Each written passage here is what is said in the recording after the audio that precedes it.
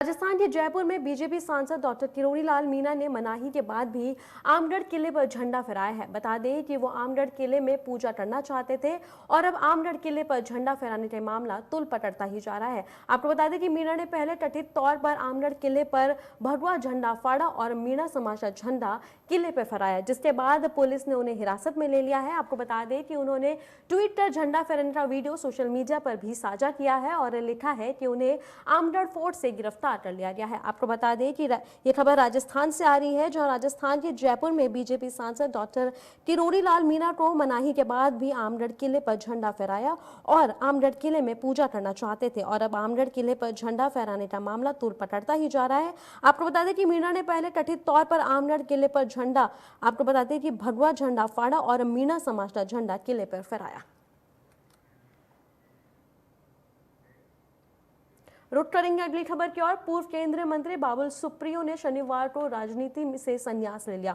उनके राजनीति को अलविदा कहने पर कई रिएक्शन आए, जिसके बाद बाबुल ने फेसबुक पर एक और पोस्ट साझा किया है और उन्होंने बंगाल बीजेपी के अध्यक्ष दिलीप घोष और टीएमसी नेता कुणाल घोष के बयानों का जिक्र करते हुए लिखा है कि अब उन्हें हर रोज उनके बयानों से नहीं जूझना पड़ेगा। अब वो अच्छे काम के लिए पॉजिटिव एनर्जी को बचा सकते हैं। बता दें कि बाबुल सुप्रियो ने बंगाली भाषा में पोस्ट करते हुए लिखा है, मैं आपकी टिप्पणी पढ़ी है, हर कोई इसे अपने तरीके से देख रहा है और उसी तरह समझ रहा है और इसका समर्थन कर रहा है, इसका विरोध कर रहा है, सवाल उठा रहा है और पूछ भी रहा है। आपको बता दें कि पूर्व केंद्रीय मंत्री बाबुल सुप्रियो ने शनिवार को राजनीति को अलविदा कह दिया और उनके राजनीति को अलविदा कहने पर कई रिएक्शन सामने आए हैं, जिसके बाद बाबुल ने फेसबुक पर एक और पोस्ट साझा कर अपनी बीजेपी के अध्यक्ष दिलीप घोष और टीएमसी नेता कुणाल घोष पर निशाना साधा है।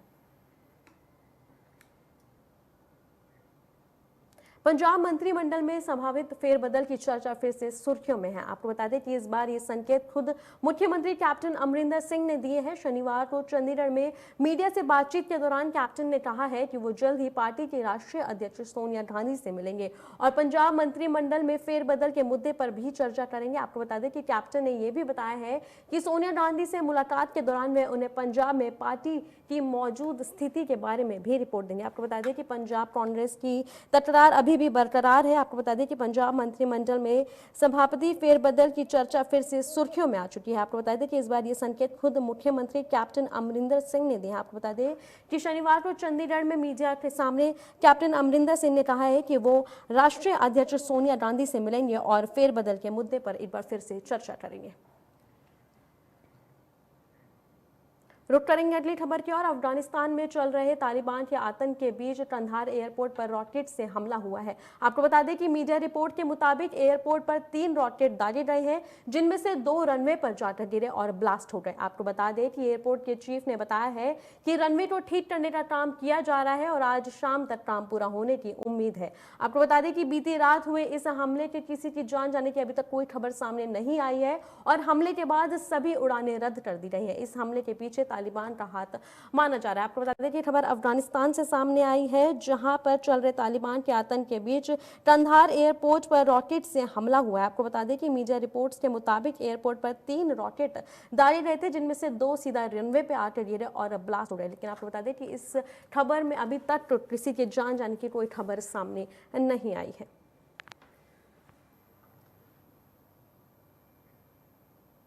पिछले करीब 1 साल से जारी भारत और चीन के बीच एलएसी पर जारी तनाव के बीच एक पॉजिटिव जानकारी अब सामने आ रही है। आपको बता दें कि चीन पूर्वी लद्दाख में 3 विवादित पॉइंट में से 2 को हटाने को तैयार हो गया है। आपको बता दें कि शनिवार को भारत और चीन के सीनियर कमांडर्स के बीच 12वें दौर की बैठक हुई। इसमें भारतीय सेना के कमांडर ने 3 विवादित पॉइंट्स में चीन की मौजूदगी पर सख्त आपत्ति जताई है। बातचीत के करीब 12 घंटे तक चली है, जिसमें चीन की सेना ने हॉट स्प्रिंग और गोया पॉइंट्स के पीछे हटाने की सहमति जता दी है। आपको बता दें कि इन दोनों इलाकों में पेट्रोल पॉइंट 15 और पेट्रोल पॉइंट 17 अल्फा के नाम से ये जाना जाता है। आपको बता दें कि चीन और भारत के विवाद के बीच अब एक अच्छी खबर सामने आ रही है। आपको बता दें कि पिछले करीब 1 साल से जारी भारत और चीन के बीच एलएसी पर जारी तनाव के बीच अब अच्छी खबर ये सामने आई है कि चीन पूर्वी लद्दाख में 3 विवादित पॉइंट में से 2 से पीछे हटने को तैयार हो गया है। रुक करेंगे अगली खबर की ओर। संसद के मानसून सत्र को शुरू हुए 12 दिन बीत चुके हैं, लेकिन पेगासस जासूसी केस और किसान आंदोलन जैसे कई मुद्दों पर विपक्ष का विरोध जारी है। इस गतिरोध के कारण संसद की कार्रवाई पर बुरा असर पड़ रहा है। आपको बता दें कि संसद को दोनों सदनों में अब तक 107 घंटे हो चुके हैं और सिर्फ 18 घंटे की कार्रवाई ही चल सकी है। इससे करदाताओं को 133 करोड़ रुपए का नुकसान भी हो गया है। संसद के मानसून सत्र 19 जुलाई से शुरू हुआ था, लेकिन अब तक दोनों सदनों की कार्रवाई लगभग बाधित रही है। मानसून सत्र में अब तक करीब 89 घंटे हंगामे में की भेंट चढ़ चुके हैं। आपको बता दें कि मानसून सत्र से खबर सामने आ रही है, जहां संसद के मानसून सत्र को शुरू हुए करीब 12 दिन हो चुके हैं, लेकिन पेगासस जासूसी केस और किसान आंदोलन जैसे कई मुद्दों पर विपक्ष का विरोध जारी है। इस गतिरोध के कारण आपको बता दें कि संसद में बहुत भारी नुकसान झेलना पड़ रहा है। आपको बता दें कि संसद के दोनों सदनों में अब तक 107 घंटे में से सिर्फ 18 घंटे की कार्रवाई ही चल सकी है।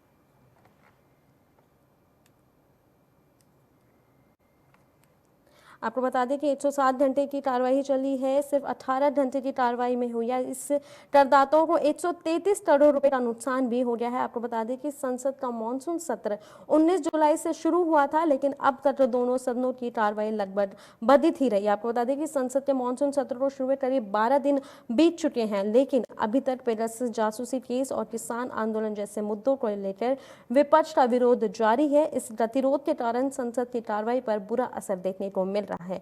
आपको बता दें कि संसद के दोनों सदनों में अब तक 107 घंटों में से सिर्फ 18 घंटों की कार्रवाई ही संसद में चल सकी है।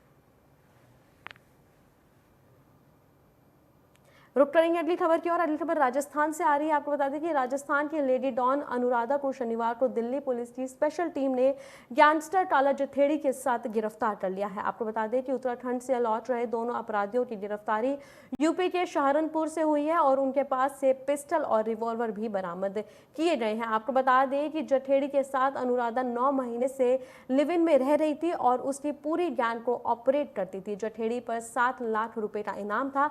जथेड़ी पर दिल्ली, पंजाब, हरियाणा और राजस्थान में कई मामले दर्ज थे। आपको बता दें कि काला जथेड़ी मामले में अब एक और बात सामने आ रही है। राजस्थान की लेडी डॉन अनुराधा को भी शनिवार को दिल्ली पुलिस की स्पेशल टीम ने काला जथेड़ी के साथ गिरफ्तार कर लिया है। आपको बता दें कि काला जथेड़ी के साथ अनुराधा लिव इन में रह रही थी और उनकी पूरी टीम को ऑपरेट अनुराधा कर रही थी। आपको बता दें कि उनके पास से रिवॉल्वर और पिस्टल भी बरामद की गई है। आपको बता दें कि उन्हें यूपी के सहारनपुर से गिरफ्तार किया गया है।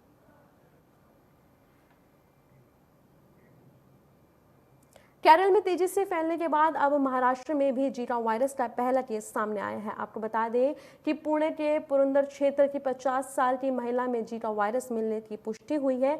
उसका आपको बता दें कि उसको चिकनगुनिया टेस्ट भी पॉजिटिव पाया गया है। वहीं केरल में भी जीका के 2 नए केस सामने आए हैं। इसके बाद अब राज्य में संक्रमित मरीजों की कुल तादाद आपको बता दें कि 73 हो गई है। महाराष्ट्र से पहले इस साल सिर्फ केरल में ही जीका के मामले सामने आए थे। आपको बता दें कि कोरोना वायरस के बाद अब जीका वायरस ने भी भारत में कहर बरपाना शुरू कर दिया। आपको बता दें कि केरल में तेजी से फैलने के बाद अब महाराष्ट्र में भी जीका वायरस का पहला केस सामने आ चुका है। आपको बता दें कि 50 साल की महिला में जीका वायरस की पुष्टि हुई है और उसका चिकनगुनिया का टेस्ट भी पॉजिटिव पाया गया है। वहीं केरल में भी जीका के 2 नए केस सामने आए हैं। आपको बता दें कि राज्य संक्रमित मरीजों की कुल 73 हो गई है और महाराष्ट्र से पहले इस साल सिर्फ केरल में ही जीका वायरस के मामले देखे गए थे। राजधानी दिल्ली और आसपास के सटे इलाकों में बीती रात से हो रही तेज बारिश जारी है और तेज हवाएं चल रही है। बारिश की वजह से तापमान में गिरावट दर्ज की जा रही है। कई इलाकों में जल भराव हो गया है, अंडरपास तालाब में तब्दील हो रहे हैं। मौसम विभाग ने अगले 4 दिनों तक भारी बारिश की संभावना जताई है और घने बादलों का डेरा राजधानी के आसपास मंडरा रहा है। आपको बता दें तो वहीं यमुना नदी का जलस्तर भी बढ़ा हुआ है। आपको बता दें कि दिल्ली एनसीआर में भारी बारिश ने लगातार आपको बता दें कि जारी है और आपको बता दें कि राजधानी दिल्ली और आसपास के सटे इलाकों में बीती रात से तेज बारिश जारी है और तेज हवाएं भी चल रही हैं। बारिश की वजह से तापमान में गिरावट दर्ज की जा रही है और कई इलाकों में जल भराव जैसा हो गया है। आपको बता दें कि अंडरपास तालाब में तब्दील हो गए हैं और मौसम विभाग ने अगले 4 दिन तक भारी बारिश की संभावना जताई है। की तीसरी लहर की आहट के बीच शनिवार को देश में कोरोना के 41,786 नए मामले दर्ज किए गए हैं, तो वहीं कोरोना संक्रमण के चलते 542 मरीजों की जान गई है, जबकि 29,304 लोगों की संक्रमण को मात दी है। और आपको बता दें कि अब एक्टिव मामलों की संख्या 4,04,804 हो गई है। और इसके साथ ही देश में कोरोना के एक्टिव केस अब कुल 3.16 करोड़ हो गए हैं। और बीते दिन आपको बता दें कि अब तक कुल 3.8 करोड़ लोग रिकवर हुए हैं, जबकि 4.24 लाख लोगों की जान जा चुकी है। आपको बता दें कि भारत में एक बार फिर कोरोना ने अपनी स्पीड बढ़ा दी है। आपको बता दें कि कोरोना की तीसरी लहर की आहट के बीच शनिवार को देश में कोरोना के 41,786 नए मामले दर्ज किए गए हैं, तो वहीं कोरोना संक्रमण के चलते 542 मरीजों की जान गई है, जबकि 29,304 लोग संक्रमण को मात दे चुके हैं। मेरे साथ इस बुलेटिन में इतना ही। देश और दुनिया की तमाम बड़ी खबरों के लिए देखते रहे नेशन फर्स्ट।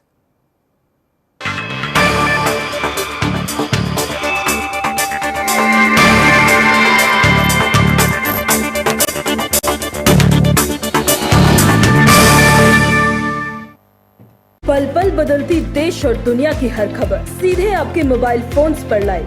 नेशन फर्स्ट के सभी लाइव बुलेटिन्स, प्रोग्राम्स, शेड्यूल्स और सभी पिछले शोज 3G या 4G किसी भी नेटवर्क पर शानदार स्पीड के साथ। Nation first live app is available on play store and app store.